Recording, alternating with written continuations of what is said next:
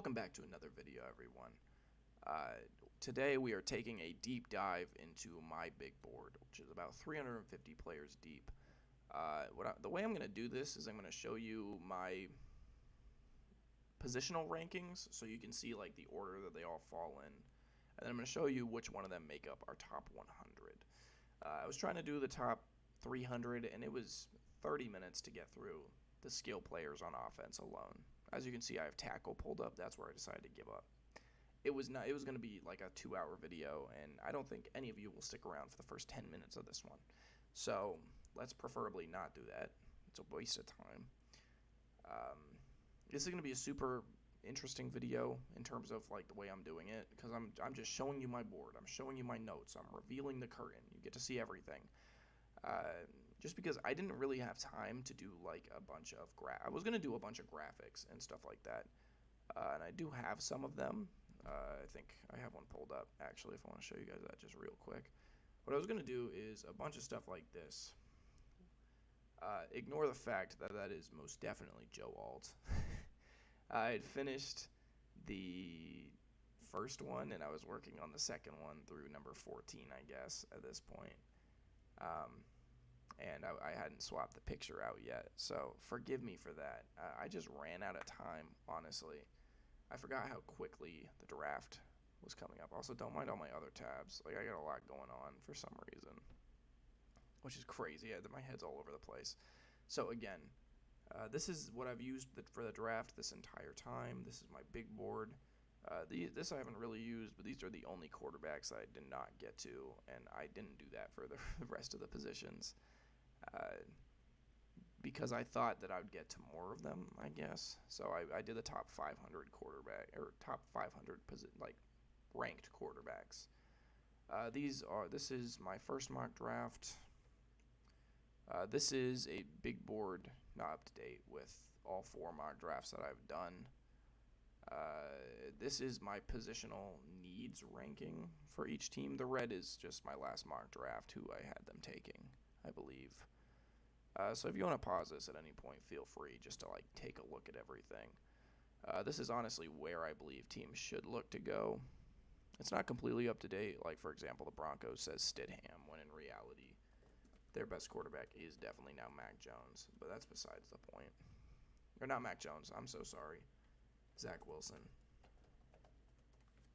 Yeah, that's besides the point. Now going back to my big board, we are going to jump between this one, which is the big board with everybody ranked, and this one, which goes by position. I couldn't figure out how to make that the same sheet. Sorry. I don't know what to tell you. So taking a look at the quarterbacks first, Caleb Williams is significantly ahead of anybody in this class, in my opinion, any player. He's a generational talent. There's not a whole lot of weaknesses when you talk about Caleb Williams. I don't like the character concern thing that some people play on his character a little too much. I don't buy it. Not the biggest run threat. Who cares, you know? He will force throws. And his throwing over the middle is hit or miss sometimes. That's probably my biggest knock on him, honestly. Again, if you guys want to pause this at any point and read through some of my notes, feel free. The biggest thing for me is some of these guys, like down the board, there's just a lot less that I can say about them, because I did admittedly spend less time on, Frank Harris out of UTSA than I did with Drake May, and that's just life. In that first column, if they're in blue, that means that it's somebody that I view higher than I feel like most people do. If they're in red, obviously it's the opposite, where I think most people view them a little higher than I do. So keep that in mind. The second column just denotes if a guy has positional flexibility, like Joe Milton, for example. Reports are saying he'll play tight end. I don't think that happens, but it would be kind of interesting. But I read that today, so I put it there. But yeah, falls pretty normal. Caleb Williams, Drake May, both top 5 guys.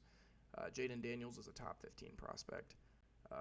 J.J. McCarthy is top 60, I believe. Michael Penix, Spencer Rattler, Bo Nix might fall in the top 100. I couldn't really tell you.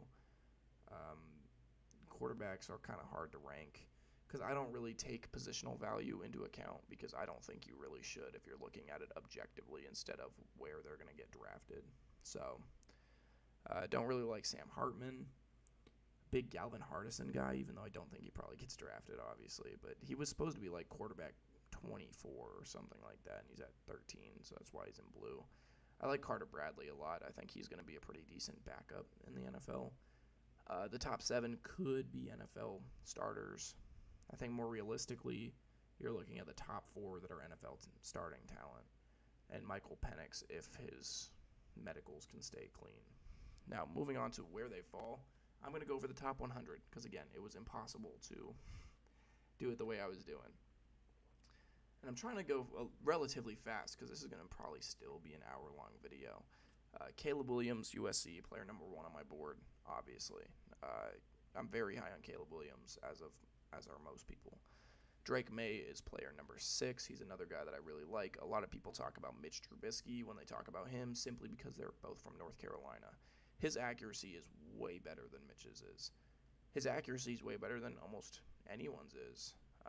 He's a guy, unlike Caleb Williams, he will throw across the middle of the field, and he does a really good job of throwing receivers open. He puts the ball right where it needs to be most of the time. He's not exactly a running threat, whereas a guy like Jaden Daniels at 11 is, which is why some guys prefer Jaden Daniels. But I don't think his accuracy is nearly up to caliber with Drake May. But again, all 3 of those guys are borderline top 10 prospects. Jaden Daniels just sits at 11, and that's fine. Moving on, J.J. McCarthy at pick 59, or at spot 59. I think taking him in the top 10 is ridiculous. I think I can't get past the Mac Jones comparison with him, and I'm going to keep thinking that till I'm proven otherwise. He's a proven winner. He has shined in very big spots when he had to, but we just haven't seen it enough for me to say it's not a risk with J.J. McCarthy. And watching him on tape, I'm not awestruck by anything. I think the top 3 quarterbacks in this class are upside starters. I don't think that's J.J. McCarthy. I think he is probably in that 20 to 25 range, which is, oddly enough, exactly what I said about Mac Jones a couple years ago. And he's a backup now. So take that as you will. I would not draft him with it. I would honestly take a shot at J.J. McCarthy like in the 20s. But I think he's going to get overdrafted drastically.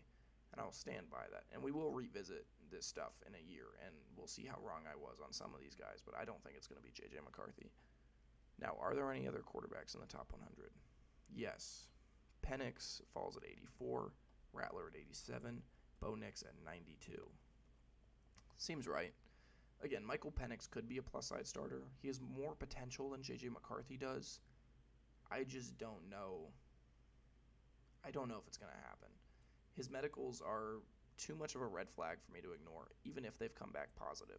The fact that his medical reports have come back positive is enough for me to believe that he's better than Rattler and Bo Nix, where I had him below before. But that's about it, honestly. If his medicals play out, he has the arm talent to be a very good starter. But it's just so worrying for me. I mean, 3 ACL tears? You're telling me it's going to hold up better in the pros than it did in college? It's just really hard for me to get behind. But I hope it does, obviously. I want to see him succeed. Spencer Rattler, in my opinion, has... You could make a case for him having the best arm talent in this entire draft. It's not consistent enough for my liking. Like, his decision-making sometimes is questionable, which is why he's down this far. But just from a pure arm talent perspective, unbelievable. Unbelievable arm. I really do like Spencer Rattler a lot. I do understand that he's going to be the 7th quarterback off the board, most likely. And in most draft classes, I don't know if 7 quarterbacks get drafted. So we'll see what ends up happening. But I do really like Spencer Rattler. Bo Nix is at number 92. I do like Bo Nix. I think he has a leadership ability that a lot of teams really do value, which is why he's probably going to be a 2nd-round pick. But for me personally, we haven't really seen him throw in an NFL offense, which is going to take some adjusting to. He's a 6th-year super senior. He's going to be 25 years old his rookie season. You're going to be waiting for him to develop. He's not going to be on a 5-year contract, most likely, unless you sign him, unless you pick him in the first round, which I don't really see happening, but it could. He has some mechanical issues that I just don't get behind. If you're a 6th-year senior, and you haven't figured out some of the little, footwork stuff, it worries me, honestly, because I feel like that's stuff that can be corrected and should have been corrected by now. And at Oregon, it's hard for me to imagine that they haven't tried. So it's definitely something that I would be worried about. And that will clock out the top 100, as the next quarterback is not until Carter Bradley at 251. So, big Carter Bradley guy. I do like him. All right. Now switching to the running backs and trying to be a little quick, I guess. Again, you guys, I scouted 25 quarterbacks. Probably shouldn't have. And I scouted 28 running backs. I don't know if I can fit them all on screen. I can. So again, if you guys want to pause it, take a look at anything, be my guest. My running back ranking is super crazy. Nobody's going to look like mine. There's a lot of guys that I'm just way higher on, and a lot of guys that a lot of people really like just did not impress me a ton on tape. So this is what we came up with. I like Will Shipley a lot. I feel like the negatives about Will Shipley, I believe they can be fixed a little bit better than a lot of these other guys. If you lack size, congratulations, you lack size. You're not going to get, you're 24. You're not going to grow 3 inches, bub. Send that to Jonathan Brooks out of Texas.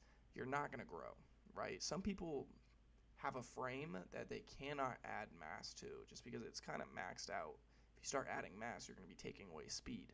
So you can't really do that. Speed and acceleration is something that I don't usually think is going to get improved upon a ton at the NFL level to make a difference. If it was a problem that people noticed on tape in college, you're going to the NFL where everyone's way faster. So it's hard for me to imagine that. But Will Shipley, in my mind, is just the most complete running back. And his negatives, I think, are things that can be fixed a lot better than a lot of these other guys. I really do like Bucky Irving.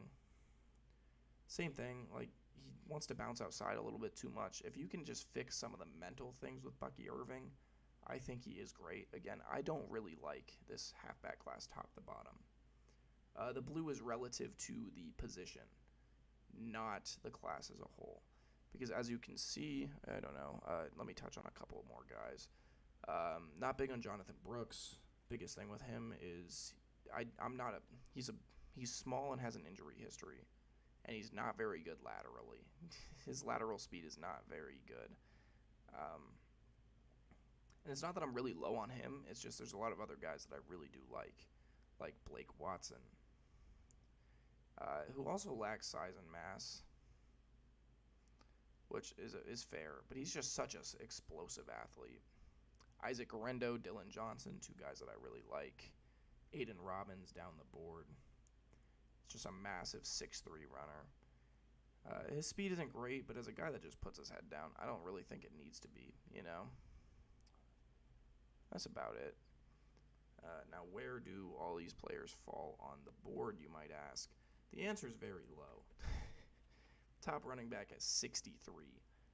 Not big on them. I think you'll probably see the first running back off the board in that 50 to 60 range, if I had to guess. Maybe a little earlier, but I kind of doubt it. Late second round. Will Shipley at 63. Bucky Irving at 71. Jalen Wright at 81. Trey Benson makes the top 196. Next halfback is Blake Watson at 115. Braylon Allen at 122. Jonathan Brooks at 128. Dylan Johnson at 131. Isaac Guerendo at 135.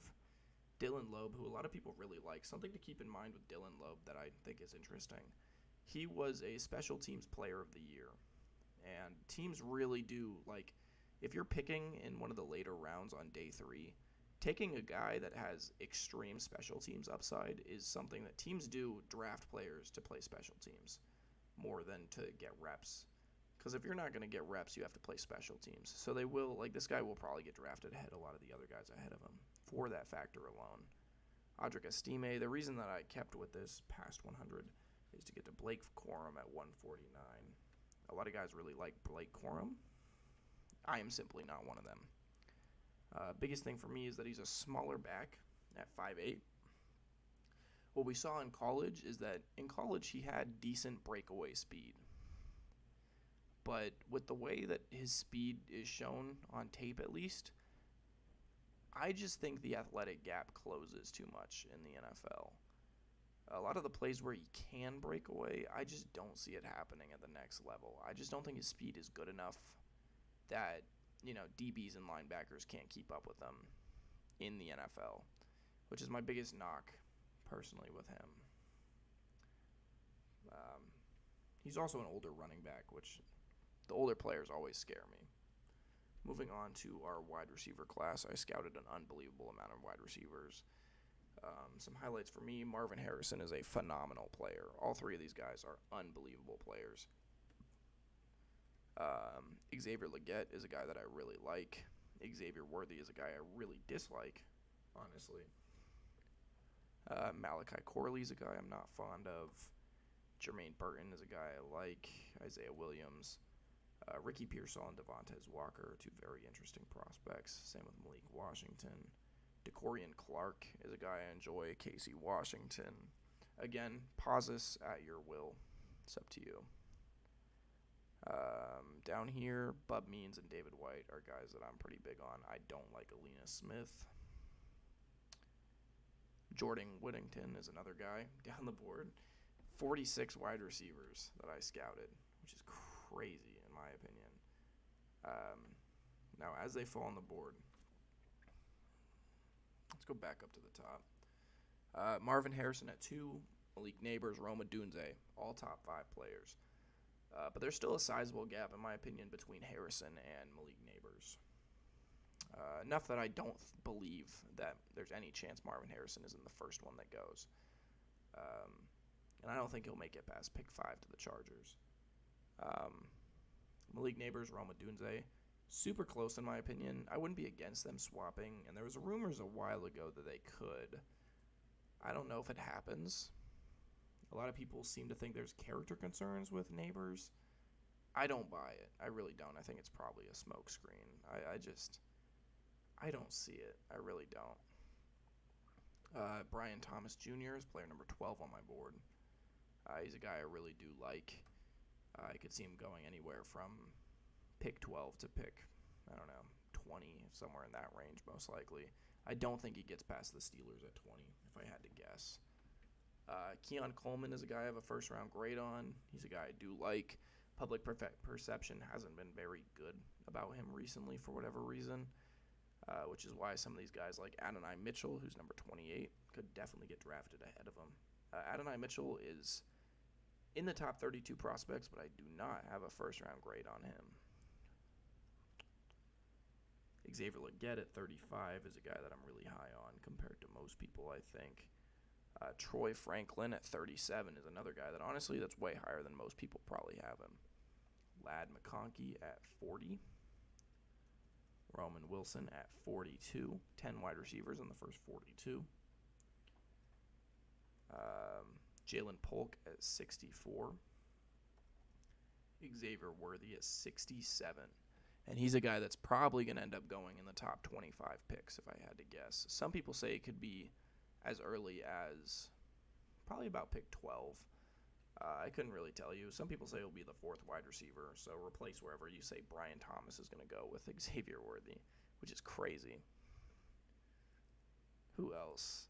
Malachi Corley at 88, not a fan. 93, Jermaine Burton, who's a guy that I like. Isaiah Williams at 103. 17 wide receivers in the first 100. Well, I guess 16. 16 wide receivers in the first 100 picks. Wild. Now, tight ends. Not a big fan of the tight end class overall. Obviously, Brock Bowers, you can see here, is player number 3, which is fair. I only scouted 20 of them just because the fall off is pretty significant.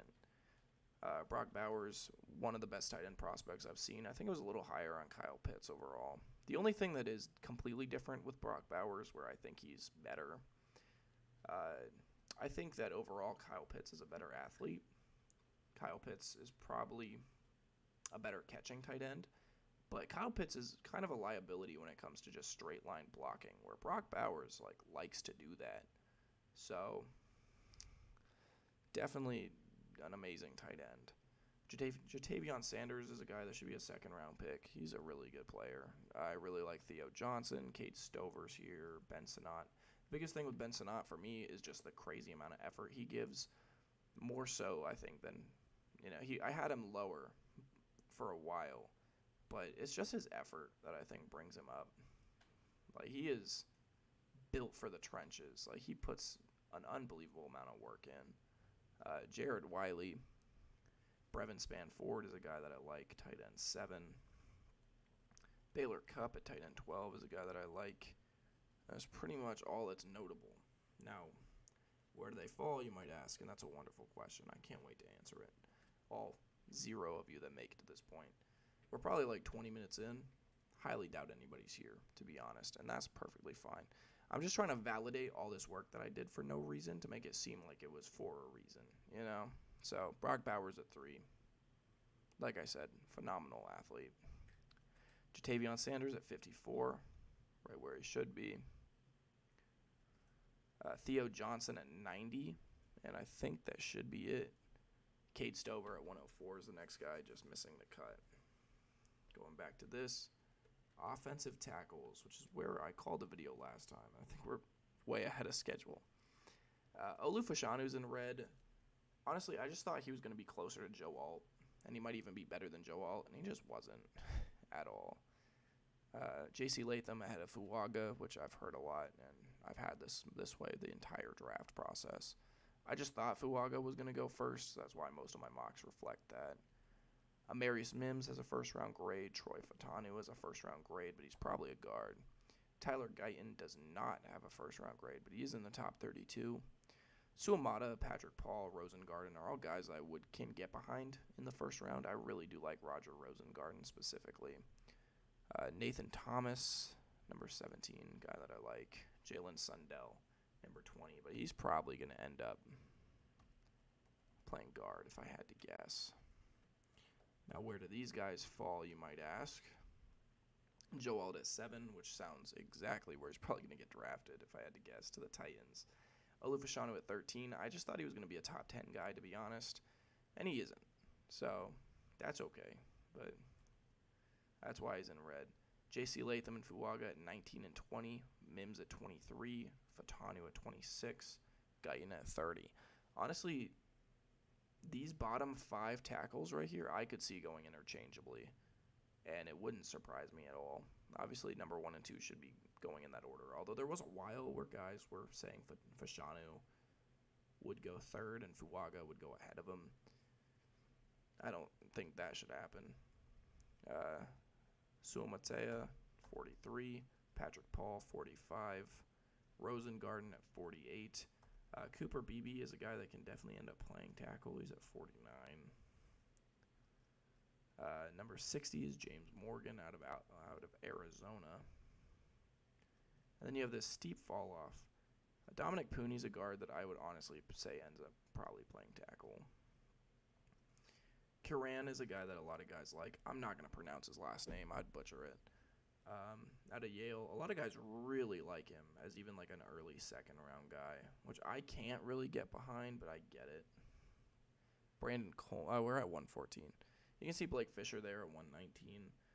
Brandon Coleman's a guy that we'll get to when we're talking about the guards, even though he's probably going to end up playing tackle if I had to take a random gander at that. Big board, back to guards now. Big Christian Haynes guy. I've talked about him a lot. I think he's a guy that could slip into the first round quite easily. But if he doesn't, he should be gone within the first 36, 37 picks, honestly. Graham Barton is a quality guard. He can play at any position on the offensive line, too, which is a huge asset. I don't really like Prince Pines. You can see him all the way down there.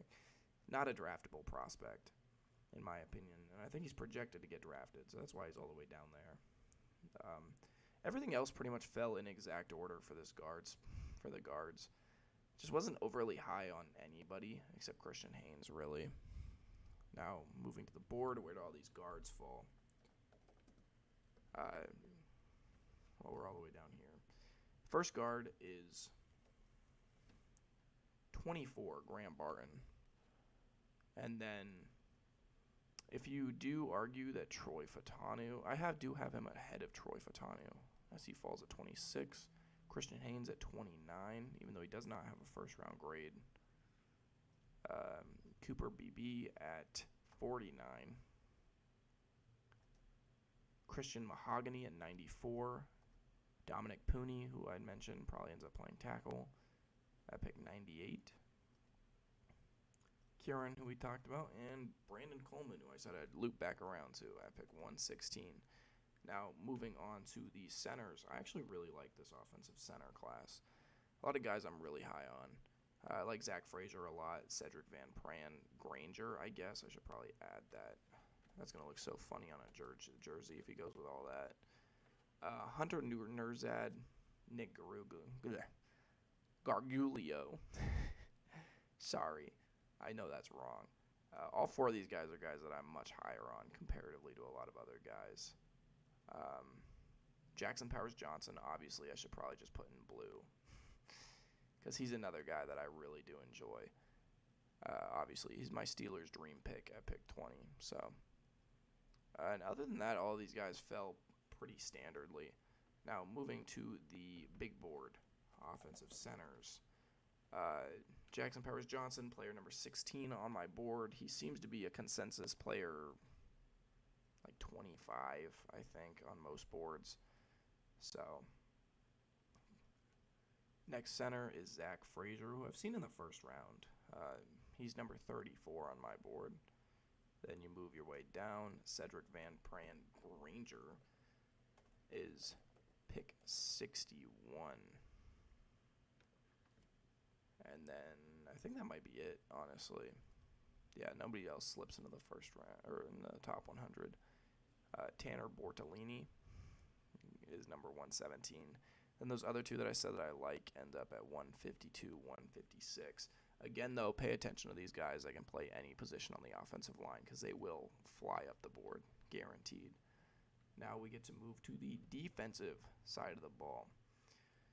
Starting with the interior D-line class. Now you might notice I will have to cut off Deshaun Mallory, but I don't think anybody was actually trying to take a look at Deshaun Mallory at the bottom there. So, as you can see, not a single first-round grade. Johnny Newen is right on the edge of having a first-round grade. He's a guy that I do like, and I could definitely see him going in the first round. It's just been hard for me to find a spot.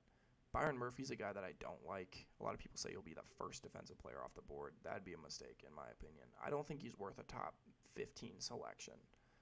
I do think he's definitely worth a first-round pick in the 20 to 30 range, though. But I think he's getting overdrafted in most mocks. Everything else pretty standard. Don't like Leonard Taylor. Tavondre Sweat was my interior D lineman 2.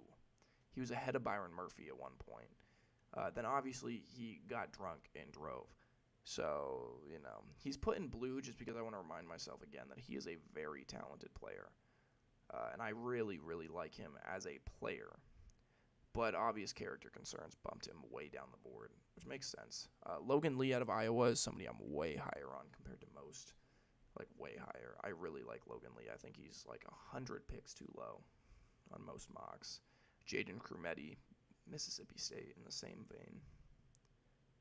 Everything else plays out pretty standard here. Evan Anderson's a true nose tackle. Made sure to mention that. Greatest position in football. So our first interior D lineman is number 27, even though he does not have a first-round grade. And Byron Murphy at 32. He's worth a first-round pick, even though he doesn't have a first-round grade. He's just not a top 20 guy, in my opinion. And I've seen him as early as 14, I think. Sorry. Please forgive me. I'm trying to figure out why my phone decided to buzz at me. I didn't like that.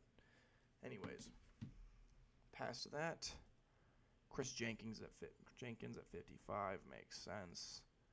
Braden Fisk at 68. Michael Hall at 82. Rook Oriori. I'm sorry, dude. I suck with names. He falls at 111. Leonard Taylor, who's a guy I'm not big on, falls to 113. Now, moving on, our edge rusher class. Very interesting class. I think there's a very steep drop-off between the, fifth? Yeah, after the fifth, I think there's a pretty big drop-off. After Darius Robinson, before Austin Booker. Or I guess after. No, I guess right there. These top seven, though, I like Austin Booker, Mo Kamara, two guys I really like. Darius Robinson could be a first-round guy. Chop Rob is over Jared Verse. I believe that. Dallas Turner is one of my top 10 players, I believe. Liatu Latu is damn close to it. But there's a pretty big drop-off. I really don't like Adisa Isaac at all. He's supposed to be like, a lot of people have him at this like 5 spot even. I don't see it. Jalix Hunt has gotten a lot of talk because he's a safety, kind of a unicorn player that plays all around the field. Projected to be an edge at the next level. I don't like him. I really don't. A lot of people have him in the top 10 for their edge rushers. I don't. Jordan Strachan's a guy that I do enjoy.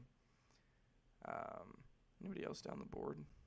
No. Let's see where all these edges end up falling. If I could ever get my mouse back. So, Dallas Turner, player number 8. Pretty steep drop-off between 8 and 9, but Liatu Latu is player number 9. Chop Rob at 15. Jared Verse at 18. Johnny Newen at 27, who could play edge. I think he's probably going to end up kind of sticking in like a 3-tech, hopefully in like a 4-3 defense. I think that's his best role, but if not, he's probably just going to stick at the interior. Darius Robinson at 36 is a guy that could that could end up being a first-round guy for sure. This should come out, I believe, Thursday night, I'm hoping. Like Thursday afternoon is what I'm hoping for, but we'll see. Austin Booker at 72. Mo Kamara at 75. Chris Braswell right behind him at 76. Brandon Dorlus at 79. Marshawn Nealon at 80. A very tight group of edge rushers there. Braylon Trice at 99. And then Adisa Isaac just out of the top 100. Followed by Jonah Liss at 120. Moving on to corners, right?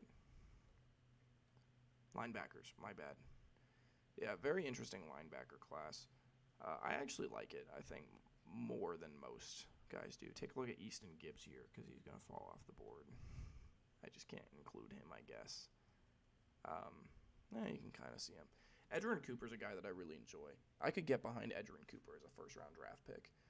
Peyton Wilson, Junior Colson, a lot of guys really like both of them. Junior Colson is rumored to be linebacker 1 for a lot of people. I'm not one of those people. Tyrese Knight at 6 is a guy that I really like. These guys down the board actually are, I push them way up the board. Like Bertrand, I believe, was in this like 28 range. I have him all the way up at 11. Luke Reimer was pretty close. Amari Gaynor, Nick Jackson, all of these guys I really like more than most people do. There's nobody in this class, though, that I overly dislike. So, now coming in with the linebackers, our top linebacker goes at 38. So again, I could get behind Edgerrin Cooper as a first-round draft pick, but he's probably an early second. Peyton Wilson, 56. Junior Colson, 62. Cedric Gray at 77. Jeremiah Trotter Jr. at 85.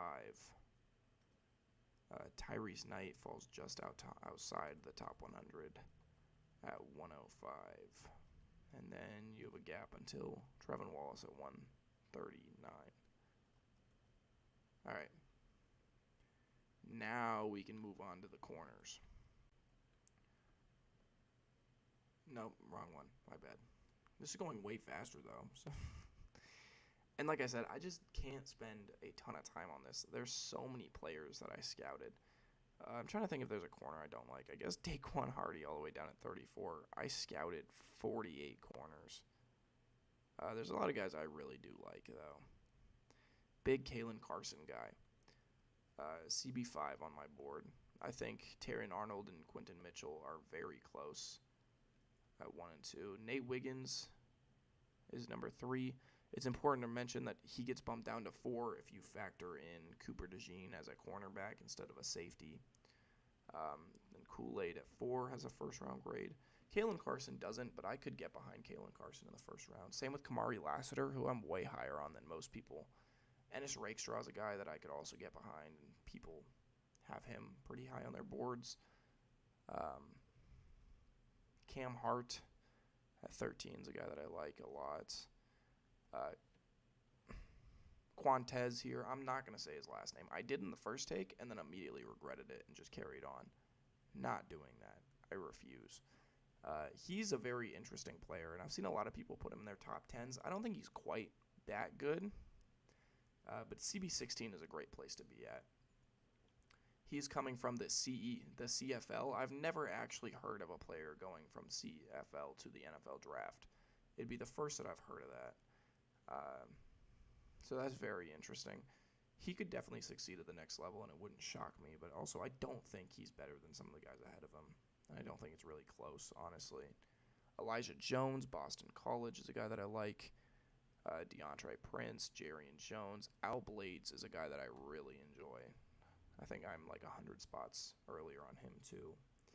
A.J. Woods, DeCameron Richardson at 26 and 27 are guys that I like. Storm Duck at pick 30 could also be very good.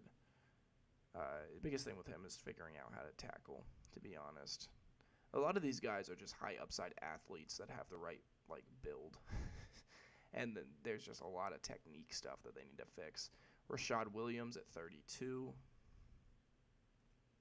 And that's that. So let's see where these cornerbacks fall.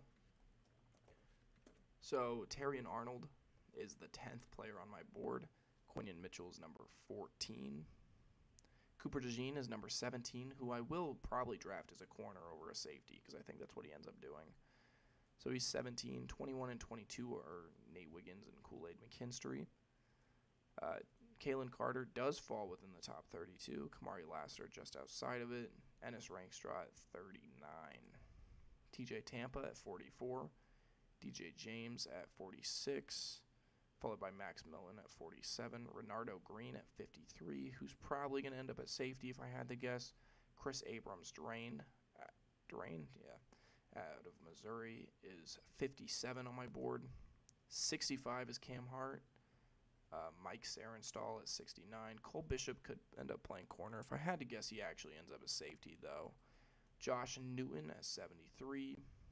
Dadrion Taylor at 74, who could end up playing corner. Quantez, as I mentioned earlier, pick 80 is at 83. Elijah Jones at 86. Kalen King at 89.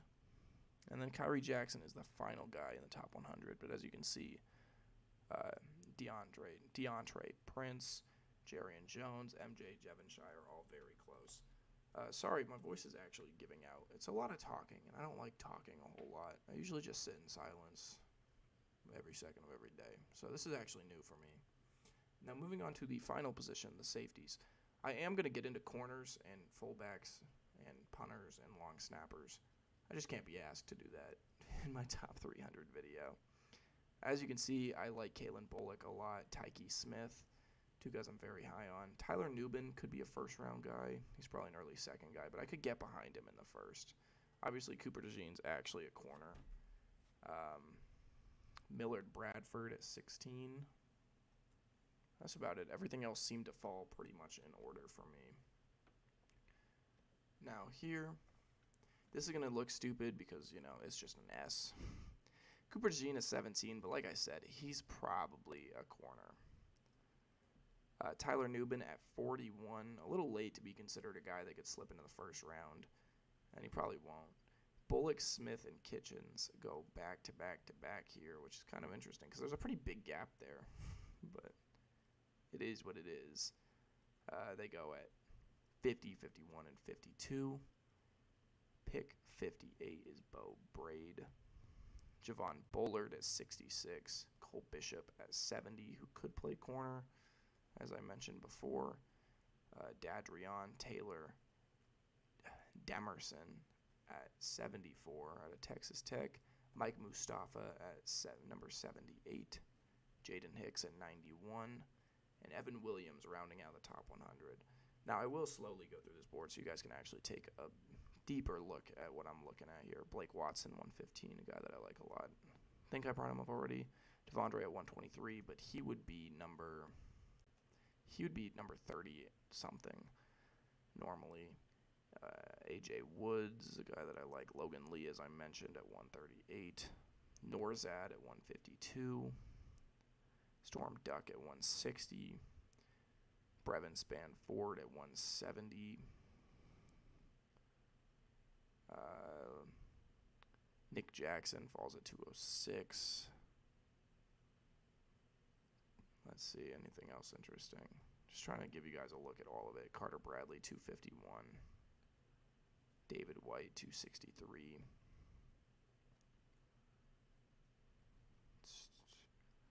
Prince Pines at 299. Fabian Lovett rounds out the top 300. And as you'll see here, a lot of red.